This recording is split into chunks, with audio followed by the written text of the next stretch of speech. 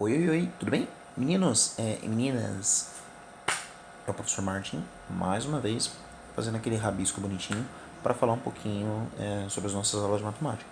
Agora eu queria comentar com vocês um trem que a gente chama muito comumente de números inteiros, números inteiros. Como é que a gente representa esse negócio?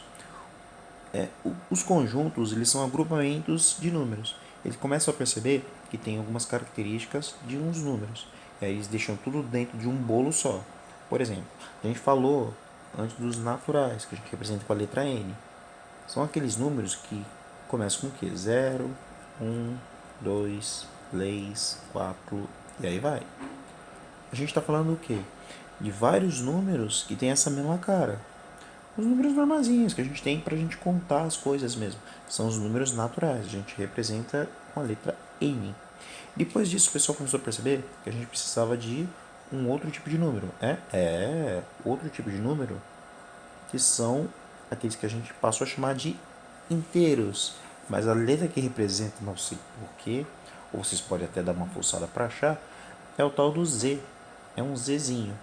Ele vai estar falando de uma coisa que a gente chama de números inteiros. Mas, meu, o que são os números inteiros? Hein? Hein? Hein?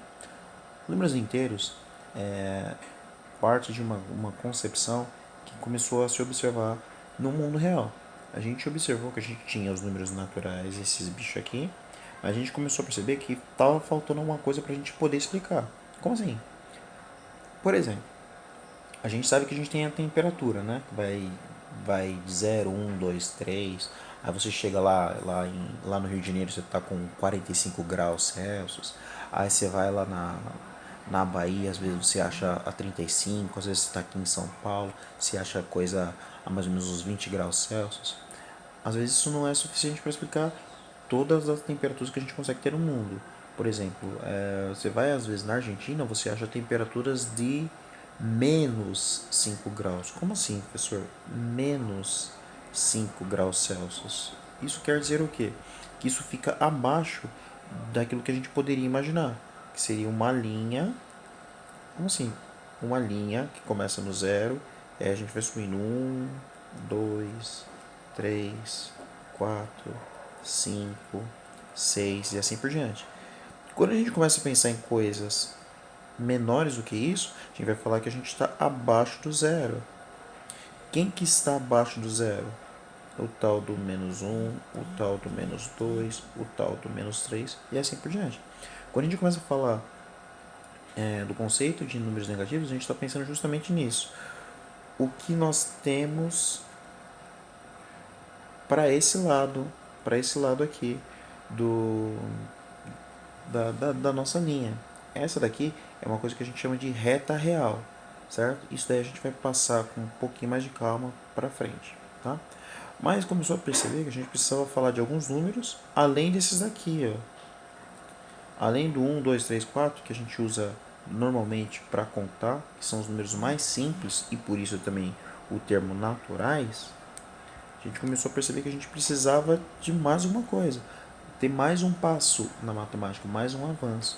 E aí a gente percebeu que a gente tinha o conceito também dos números inteiros. E aí a gente foi desenvolvendo esse conceito. Tudo bem? Muitos de vocês eu acho que já ouviram falar disso, já trabalharam com isso. Isso é muito comum no nosso dia a dia. Então, quem são os inteiros? Os inteiros eles vão ser aqueles números que você tem como 0, 1, 2, 3, bababá, os números para frente, e os números negativos, menos um, menos 2, bababá. Senhor, preciso lembrar esse termo? Inteiros? Sim, são os números inteiros.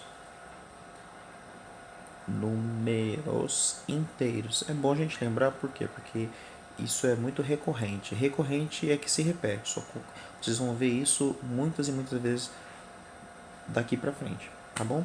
Então vamos começar a dar uma espiada e guardar no nosso coraçãozinho o tal dos números inteiros, beleza?